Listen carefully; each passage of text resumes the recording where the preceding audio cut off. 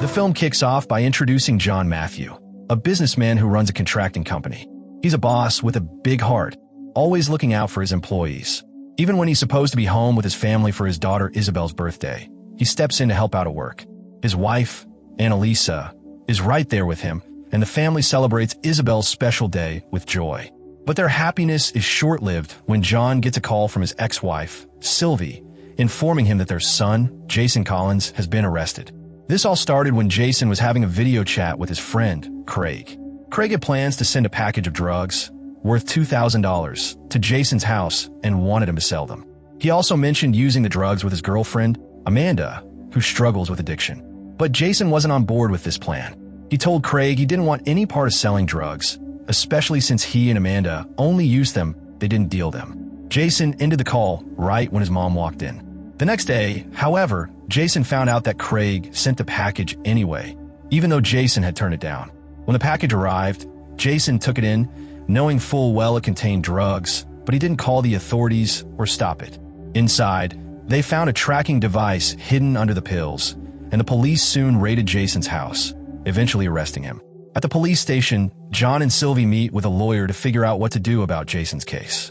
Initially, it seemed like Jason would only face a brief detention, but the lawyer soon broke the news that the crime was more serious than they thought. Because the drug package contained a large quantity of drugs, it turned into a federal case, meaning Jason was facing drug trafficking charges. The lawyer also mentioned that Craig, who had sent the package, had already agreed to cooperate with the authorities to reduce his own sentence. It was revealed that Craig had told the government that Jason was aware of the drugs in the package and was willing to sell them. As a result, Jason was looking at a possible 10-year sentence. Later that evening, we see Jason in an orange jumpsuit, entering the courtroom to receive his sentence. The next day, John, Sylvie, and their lawyer meet with Jason again, but the news isn't much better. Jason's 10-year sentence could be reduced to just 2 years, with 1 year of probation, if he helps the authorities catch another drug dealer. But Jason refuses to cooperate, saying he doesn't have any friends who are involved in dealing drugs, and even if he did, he wouldn't rat them out like Craig did to him. John and Sylvie are frustrated and try to convince Jason to take the deal because the case is heading to the prosecutor's office, and if it does, his sentence could increase to 30 years. But Jason stands firm, unwilling to betray anyone and adamant about sticking to his word. He says he'll take the full sentence if it means not trapping someone else. Back at work, John is in a tough spot. Even though his company is doing well and just acquired 2 new trucks, he's still upset about Jason's situation. John tries to use his connections, meeting with the best prosecutor in town, Joanne Keegan, to ask if she can do anything to reduce his son's sentence. Joanne explains that the government is strict about the minimum sentences for drug cases. The only way Jason's sentence could be reduced is if he helps catch other drug dealers. If Jason is unwilling to cooperate, there's nothing Joanne can do. John, not willing to give up, suggests that maybe he could take matters into his own hands and catch the drug dealers himself. Later, John visits Jason in jail, and the two have a heart-to-heart. Jason admits that he was the one who threw eggs at John's house out of jealousy, feeling hurt seeing his dad live in a big house with his new family while he was stuck living with his mom in a small home. John already knew about the egg incident and had forgiven him. In fact, before the divorce, John had even invited Jason to live with him, but Jason refused. John also apologized for not being there enough for Jason, too caught up in work to give him the attention he needed. Jason admits that accepting the package was a mistake, but he insists that he never intended to sell the drugs. He and Amanda just wanted to try them out, not deal them. He swears to John that he's not a drug dealer and that he knows he deserves punishment, but he doesn't deserve to be framed. That night, John decides to take matters into his own hands and tries to track down a drug dealer in his town. He sets up a camera to record evidence, but instead of finding the drug dealers, he's attacked by a group of people he thought were involved in the business. Fortunately, the police arrive just in time to rescue him. The next day, Joanne calls John to her office, frustrated that he won't stop trying to do things his own way. Finally, she agrees to help him catch a drug dealer. But there's a catch. John needs to bring at least 500 grams of drugs as evidence. She also warns him that she won't be responsible for any of the risks he takes. John agrees, but things are about to get a lot more complicated. Back at his office, John goes through his employee files to see if any of his workers have a criminal record. That's when he comes across the file of Daniel James, someone John had helped in the past. Daniel's file reveals that he was involved in criminal activities, including drug trafficking, before he joined John's company. The next day, after work, John takes Daniel aside and offers him a deal. Help him connect with a drug dealer, and he'll make it worth Daniel's while. But Daniel refuses. He explains that he's been trying to turn his life around for the sake of his small family. He's scared of getting caught again and facing a 25-year prison sentence. Even though John offers him $10,000, Daniel turns him down, urging John to appreciate his current life and go home. On his way home, Daniel notices his son hanging out with some adults and immediately calls him back. When he gets home, his wife, Vanessa, is on the phone with her boss, who needs her to work a late shift as a karaoke guide. Daniel realizes that his salary isn't enough to cover their living expenses, and it's tough for Vanessa. After talking with his son, who mentions he no longer has friends since they moved to their new apartment, Daniel starts to feel sorry for his family. That's when he reconsiders John's offer from the night before. Maybe introducing the dealer wouldn't cause any harm. The next day, Daniel meets with John after work and agrees to take him to meet the drug dealer he knows. John waits in the car as Daniel meets with Malik, his former business partner from his time in the drug trade. Daniel tells Malik that John wants to get into the drug business and needs Malik's help. Malik agrees to meet John, and when they do, he questions why someone like John would want to get involved in such a risky business. John explains that the economy is in bad shape, and he's worried his company won't recover. He's willing to do anything to keep it afloat, even if it means entering the drug trade. He also offers Malik transportation, help using his truck, promising minimal risk. Malik is cautious but decides to give John a chance. He tells John that if he's serious, he'll need to go and retrieve some drugs to prove it. If John succeeds, he'll get a share of the profits. John agrees, and they leave. During the drive, Daniel reminds John of the $220,000 he promised for introducing him to Malik. But John sticks to his offer of only $10,000 if Daniel helps him with the deal.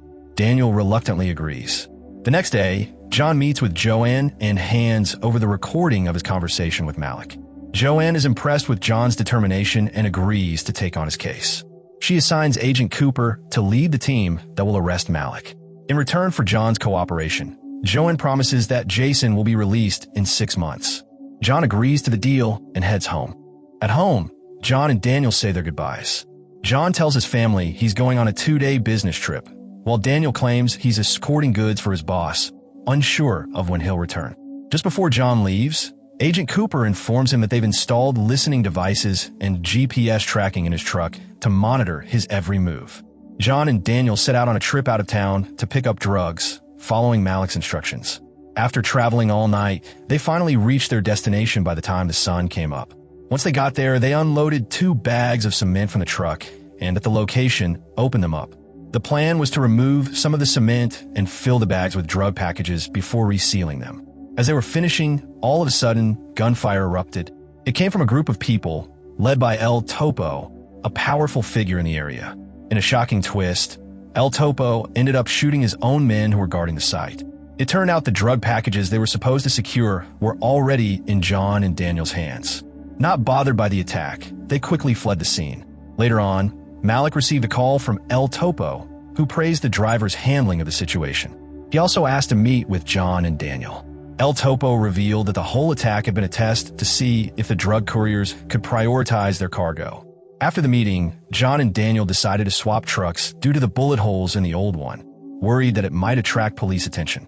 Daniel informed Malik that the goods had arrived, but Malik suddenly changed the pickup location and told John to deliver them directly to a car instead. John then went to his room and made a call to Agent Cooper, asking about the sudden change of plans. When John returned, Daniel pointed a gun at him, asking who he had been calling. John explained that he was calling his wife on the office phone to ease her concerns. Daniel wasn't convinced, seeing John's cell phone in the car, but John explained that he wanted his wife to recognize the office number and reassured her that he was fine, but still had some business to attend to.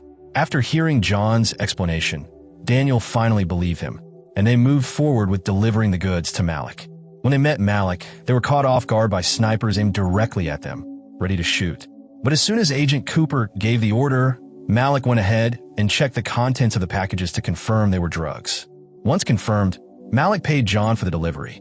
He then mentioned someone interested in doing big business with John, something he overheard from a bug on John's body. Agent Cooper decided against taking Malik out, leaving John confused about the sudden change in strategy. Back home, Lisa confronted John, suspecting that he was hiding something. John confessed he was working with the police on a drug transaction to help reduce Jason's sentence. Lisa was upset, worried about John's safety and the fact that they had Isabel to think about too. John reassured her, promising that he would do the same if Isabel ever got into trouble. The next day, John met with Joanne and Agent Cooper at his office, filled with emotion. He questioned why Agent Cooper had let Malik go, considering everything he had done. Agent Cooper explained that their target was bigger, someone mentioned by Malik. Annoyed, John returned to his office, just as Sylvie called, urgently asking him to come to the police station. Daniel followed John, borrowing a friend's car. At the station, Sylvie informed John that Jason had been attacked by another inmate and was receiving treatment. After calming Sylvie down, John left the station. On his way out, Daniel suddenly appeared and asked where John had been. John admitted he was working with the police.